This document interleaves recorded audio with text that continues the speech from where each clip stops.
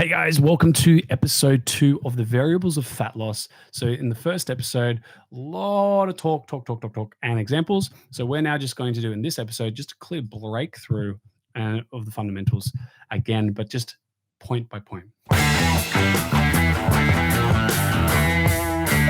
Yo, welcome to the Elite Table Talk, where we unpack health professionals, business owners, entrepreneurs, and just everyday people, and looking at their lifestyle, their mindset, their routines, and we see what they have done to help them move forward and really just get more time back in the day.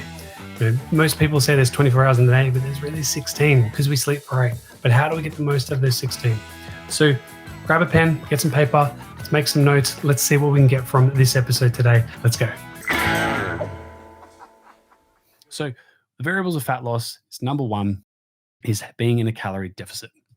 So the fewer the calories your body has, the more it's going to have to mobilize fatty acids to burn that extra energy. So if you need 2,000 calories, you eat 1,600, your body has to get up this much. Number 2, steps. Make sure you're increasing your steps. So whatever your target is, if you're at 10,000, you should be looking to exceed that by 2,000 or 4,000 more. It's a good number. Now, just know the reason for this is typically when you're in a calorie deficit, your body is going to want to move less. So by tracking your steps, you're managing that. So keeping it up a little bit more. Things like fidgeting, you might do that less. So naturally, your incidental activity that you're not aware of has declined. Okay. Next is nutrition or nutrient balance. So your nutrition or your macronutrients, so getting your proteins, your fats, your carbs. But a bonus is the micronutrients, the vitamins and the minerals. So making sure you're getting in your vegetables intake. Some people might not like to eat all the veg. So like myself, I have a green drink. Proof that I do it. Tastes like berries. You can get coffee flavored, you can get chocolate flavored. So there's also supplements out there. I don't know what they're called. Talk to Kathy O. There's a link below. She has a mineral shake. So it's got all the vitamins and minerals. So you don't have to take all these pills. So I'm the same. Alternate with shakes. I do take fish oils and multis. Everyone's choice. The thing is, because usually most people go, but you should get it from your food. You're in a calorie deficit. You're eating less. So as long as your calorie deficit's for a short period of time, then that's totally fine. You don't need subs. I choose to because I want to get the most out of it because I like to stress my body. Next is your physical activity. So how many times are you training? Is it 3, 4, 5 times a week? Are you doing running? Just calculating the variables of activity and making sure the next one, it's consistent. You should be able to do it every single week because the more consistent you are, the easier it is to make adjustments to the variable. And here. Next is my favorite, water. Oh my gosh. 15 years, 15,000 people, one person out of 15,000 people, one person drank enough water when I met them. I actually didn't believe him. It's like, you're lying to me. Turns out he was drinking enough water because he was drinking bubble water. It was a bit like, but he was still getting his 4 liters of water a day. And I remember Jordan going, I don't know. I think he's telling the truth. I'm like, So water, 0.0345 times your body weight. Thing is, 70% of your body's made up of it. So most people don't actually drink enough. Why? Because they think that a coffee is enough. It's not. It actually dehydrates you. Next is your metabolism. Metabolism is obviously metabolic function. So the more you train, the more you move, your energy expenditure naturally increases. So if you are at 2,000 calories and you're a deficit of 1,600, and then you're starting to train a little bit more, you're going to be burning a little bit more energy. What about recovery? Well, that is where your sleep, your hydration, your stress management plays in. But the thing is, that creates a bigger gap. So you don't always have to eat less. Sometimes you need to move more, or you need to recover and manage your stress so you can recover more. It's also where muscle gets built. And if you build some muscle, you actually burn a little more energy. Right? Hydration, again, water intake, but hydration can come in many forms. Electrolytes, adding a little pinch of Celtic or pink salt to your water or flavoring it to food so you retain some of that water. So then your joints are a little bit softer and you're not stiff. So if you're noticing that your flexibility is quite poor, could be because you're dehydrated. Right? So drinking enough water to support those metabolic functions and mobility and recovery is also important because water will help with your metabolism. So your stomach, gastric juices, all that good stuff.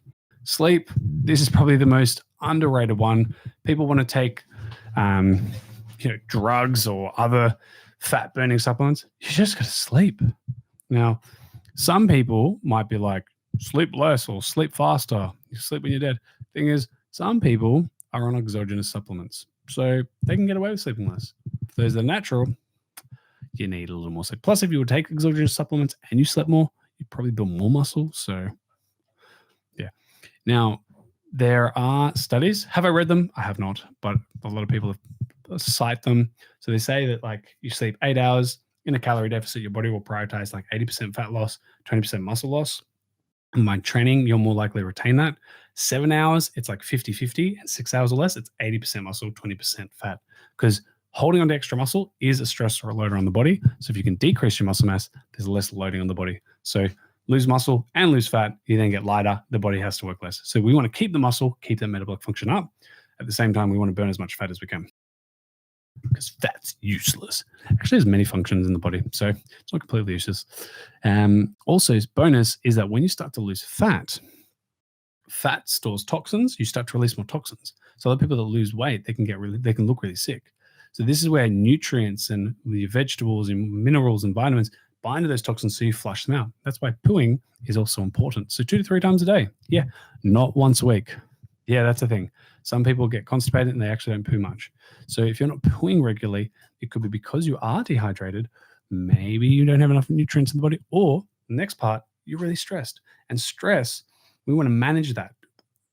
Probably lose the word stress. Just think of it as load. Way to think of it is like we have a threshold. So it's like this is where the body can manage everything. And when we've got more of it, then everything has to kind of slow down to manage that and recover. So finding things that are going to help, going for walks, bushwalks, maybe drinking water, having greens, exercise, cardio in the bedroom. So there are all these things that can help to manage that stress. So knowing what they are, it could even be journaling. So, writing down your thoughts at the end of the day. Those things help clear my head so I can get to sleep sooner. So finding what is going to help you manage that stress so you can recover quicker. Consistency, the more dialed in you are, the easier it is to adjust the plan itself. So the more we can dial that in, the easier it is to kind of go, is eating chocolate cake working for my body? Oh, I lost weight. Eating chocolate cake works for my body. Eating chocolate brownies works for Kate. It does not work for me. So yeah, everyone to their own. Is she more consistent than me? Probably. Let's not tell her that. Other things that can affect weight loss is medical factors. So you could be diabetic. You could have Crohn's. But what does Crohn's have to do with it? Well, there are certain foods they can't eat. So if they're being told to eat certain foods and it sets them off, well, then that's not really, the body's not going to prioritize weight loss. It's going to prioritize staying alive and functioning. So just know that there are some medical factors. Talk to your local GP and they will help work with you. Now, let's get into the other things that are pretty easy to manage. And I say easy because you could literally implement these right now. So you have what's known as non-exercise activity thermogenesis. So for those who don't like exercising, these are the things that also help with weight loss. So you don't actually have to start training. You can actually just implement these things. Steps. Track your steps. Increase them by 4,000 today. And that should increase your metabolism so you burn a little bit more energy. Second, your occupation. So what are you doing at work? If you're a lawyer and you're sitting, what could you do? Maybe get a stand-up desk. So that'll change a bit of your activity. So look at your occupation. Look at what are things that you could do more actively without hindering performance. Now, if you're a physical worker, so you're building buildings, you're quite physical. Well, you can't just double down on that. It's like, I will become more physical. It's like, okay, work longer shifts.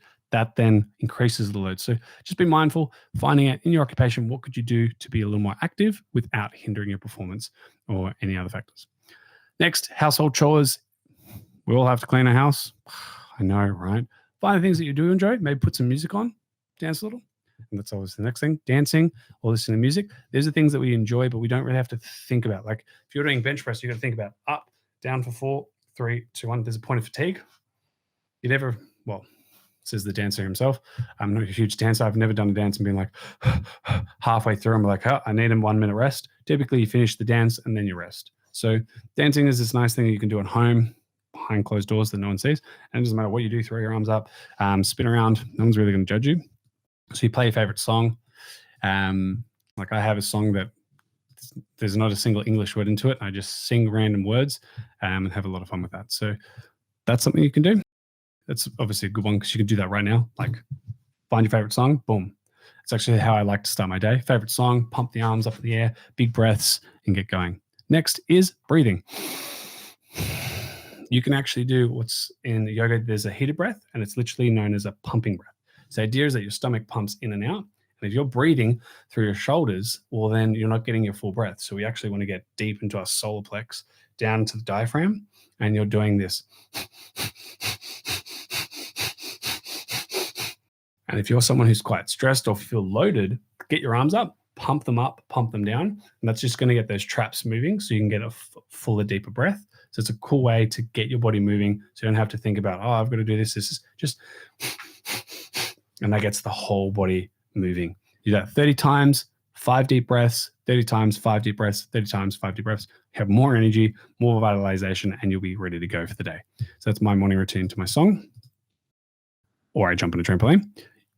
This brings into leisurely or fun activities, which is finding activities or hobbies that you can engage with because you don't think about them. It's like find a kid who's into gaming. Be like, you're into a game. It's like, take out the trash. Yeah, in a minute. Like they're zoned in. So finding hobbies gets you zoned and dialed in. Painting, again, for me and Kate, it's going for walks and we just talk. And it's not like we must talk for 19 minutes and 30 seconds and then we must back. No, just walk, talk 20, 30, 40, 50 minutes until my feet hurt. Yep.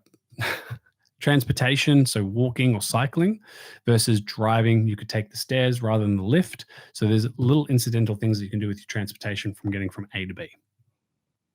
Posture, maintaining it. This is a big one because a lot of the time when it comes to posture, people slouch. Have a timer on your phone. Prompt it. Don't pull shoulders back. Lengthen the spine. Broaden the posture. Because if you pull the shoulders back, you're only working the rhomboids of the back rather than the whole body. This will challenge your core muscles. So nice and long. You will fatigue. This will happen. Reset. Realign. Last one, which I do enjoy, which is the environment. Obviously, it's winter. I love winter. So many people are like, I hate winter. It's like, well, in winter, if you get hot, you can take off your jumper, right? And then you get cold, you put it back on. In summer, you cannot peel off your skin. If you're sweating, there's nothing you can do. You just go sweat. So I love winter, more cuddles, more snuggles. That's Kate talking. More cuddles and snuggles, but also, get the sheets on, nice and cool. It's great. Plus, shivering a little bit, increases metabolism, so it's all good. With heat, you could increase your chili intake, and that would also help with metabolic function. So there's a few variables there that you can play with. So those are all the variables that I know that I have written down today. There are a few exogenous ways that you can do it. Don't recommend that. Recommend the natural way. And then if you're finding those don't work, that's when you start applying the calories. Calories up, calories down. You could do high calories for one day. So you push calories up like double your calorie intake. Your body will naturally increase its metabolic function to handle that. And then you drop your calories for 4 days. So it's called the 4-1 method. You go 1 day real high, then you go 4 days back to normal. 1 day real high, back to normal. That can actually works well for about 4 cycles typically, and the body kind of catches on. So that's when you got to change a little bit. So hope that helps. That's the breakdown in the more detailed version. Adios, amigos. Hey guys, thanks for tuning into that episode. Hope you really enjoyed it. Remember to like and subscribe to the channel and also to share so we can help more people. Now with your pen, you've probably written down heaps of things, but the things like myself, like there's blank pages, but pages, got lots of notes. What are the top 3 that you got out of today's episode? If 3 is too much, action on one thing and just see how it goes for you for this week. And make amendments and adjustments so you're constantly improving and refining and moving forward in your health, your training, your life. If you ever get stuck, reach out to us at info@vitruvianhealth.com.au. Always here to help. Till next time, adios, amigos.